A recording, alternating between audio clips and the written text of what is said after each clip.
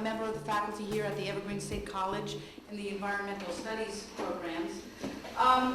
We're delighted that we have initiated at last the Art Science Chautauqua that concerns trees and forests.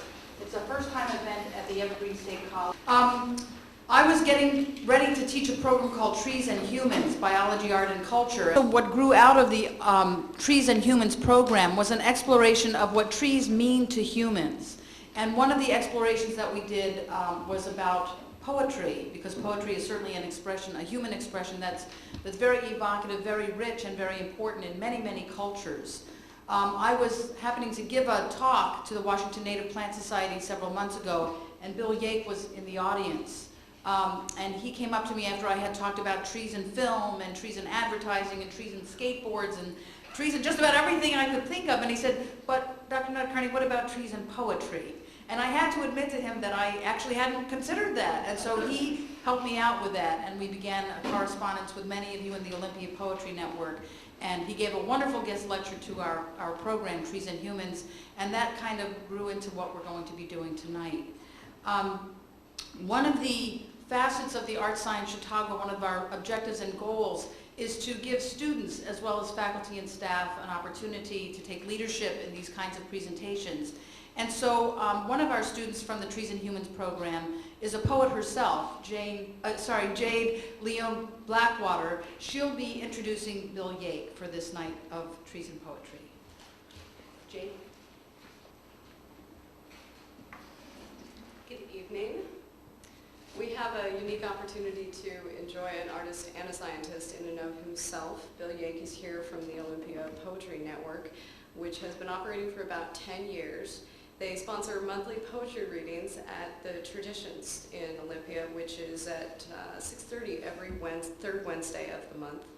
And Bill Yake himself worked as an environmental scientist for the Department of Ecology for about 25 years and is now enjoying his semi-retirement where he has more time to write much of his nature-related poetry. Thanks.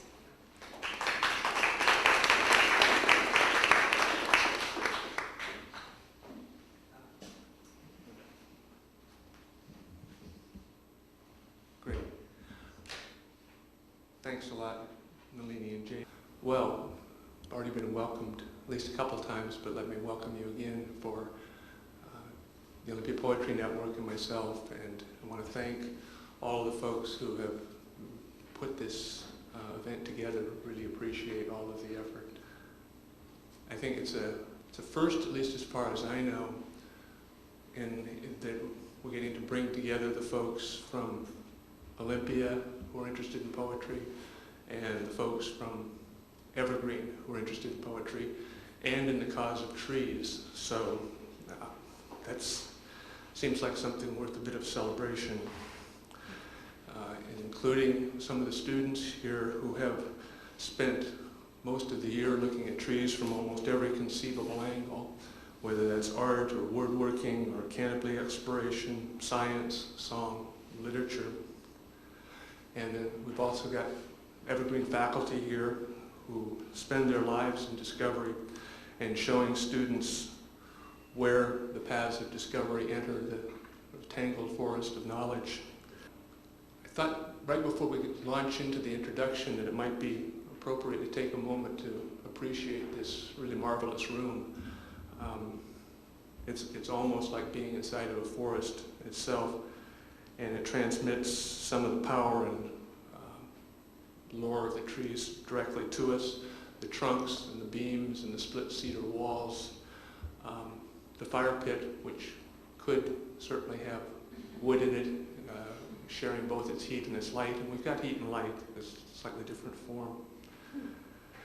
And the longhouse design here, which is an ancient design, and really evokes the winters, the poetry, the dance, the storytelling of the native people here. And it seems to me must not have been too much different from the mead halls of Northern Europe, where some of the rest of our ancestors may have spent the last millennia or two doing much the same sort of thing. Tonight we're gathered to consider trees and poetry, forests and language, and to continue our individual explorations into how language, thoughts, and culture are rooted in trees, how our imaginations branch out like trees, and what fruit those imaginations bear. We're gathered here to share our favorite tree-containing poems, whether they're poems we've written ourselves or poems that we've discovered. And it's also, I think, a chance for us to share some of our thoughts about trees and forests with each other. So whether you're from town or the college, I hope we'll have a chance to expand each other's forest perspectives and tree appreciations. My own involvement in this, as Nalini indicated, is fairly fresh here. It's been about 3-4 months. And as I've been discovering or exploring the relationship between humans and trees through the window of poetry, I've been struck by how multiple our images and perspectives of trees are. As an introduction to the reading, I wanted to share some of those discoveries, that exploration, and the richness of our human connections to trees. As humans, our ancestors came out of the trees, and our binocular vision evolved so that when we leapt from one branch to another, we didn't miss too often that other branch. And our hands obviously formed for grasping branches. Nearly every culture and language evolved in the presence of trees. Our histories, our religions, our words, and our beliefs all intertwine with trees and their collectives: forests, woods, orchards, groves, jungles, copses, and mangrove swamps, just name a few. And you think of all of the words that are rooted in trees. The Old English Dictionary goes on for 4 pages with examples. And they range from the common, things like tree line, family tree, tree of knowledge, some really fairly esoteric entries like tree vole, tree rune, tree marbling, and tree calf, which are worth looking up. And there's one of my favorites, which is treen, T-R-E-E-N, which means all forms of kitchen utensils made out of wood. So whether they're bowls or spoons or ladles, we'll be able to work that into a poem somewhere. If we trace the word tree itself back far enough, what do we find? And quick aside here, it's interesting when people talk about the tree of language, it's really the same kind of concept as a family tree or an evolutionary tree, this whole idea of things that branch and how we've embedded that thought into our minds. The root of the word tree comes from an old general term, which is deru, D-E-R-U, and it meant to be firm or solid. So from it derived not only the English word tree, but also the word true.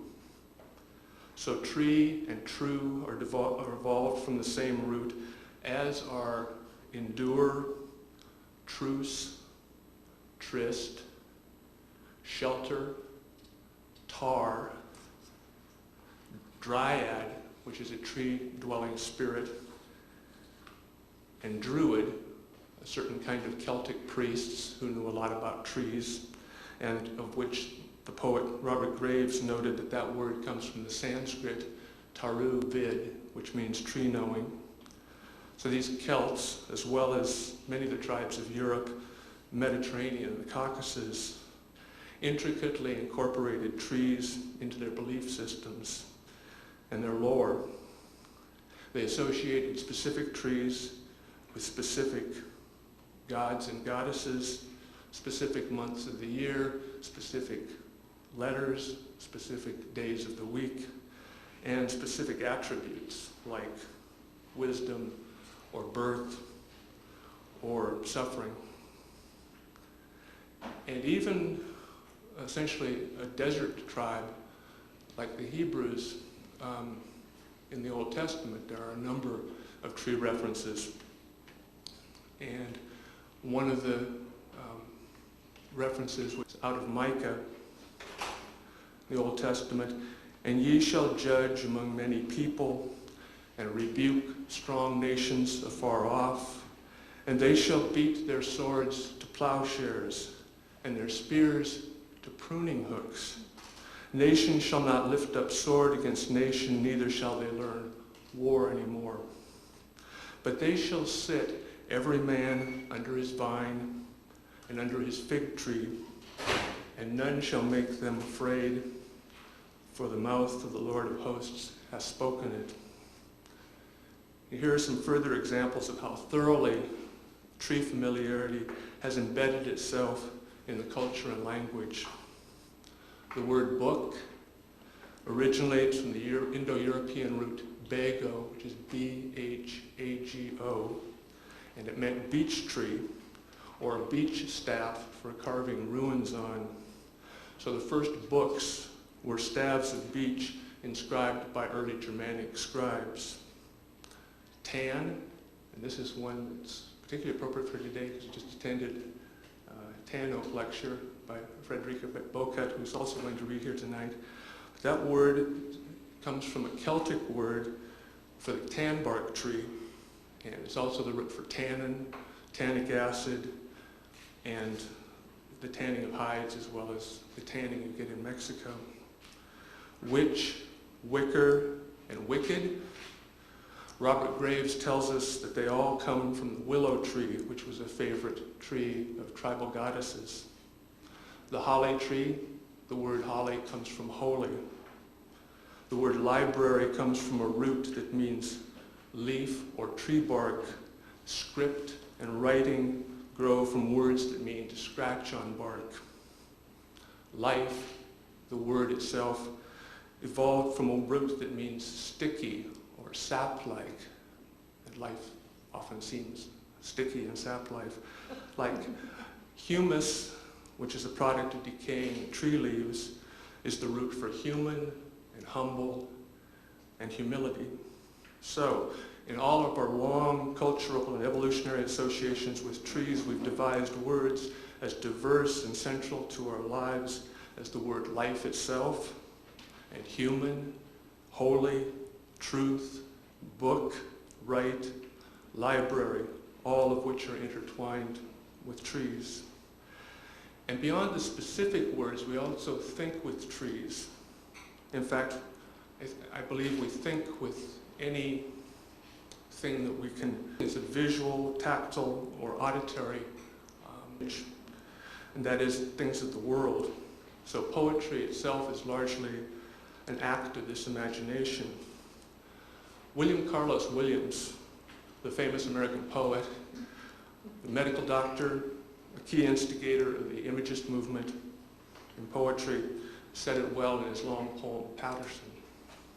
Say it. No ideas but in things. Nothing but the blank faces of houses and cylindrical trees.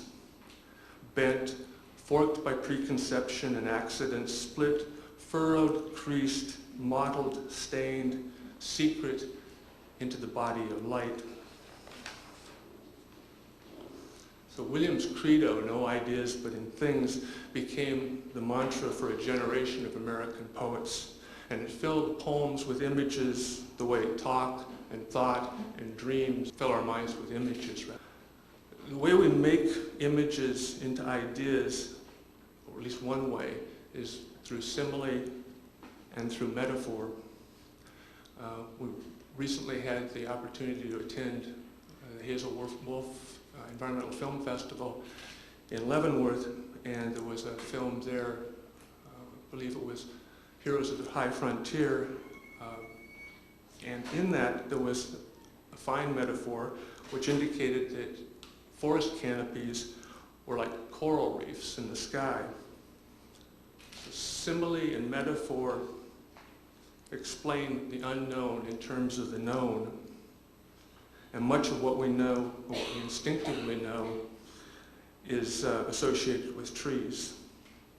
The literal branching of trees has become shorthand for the description of the way we think about things like diagnosis and taxonomy, where we use dichotomous keys.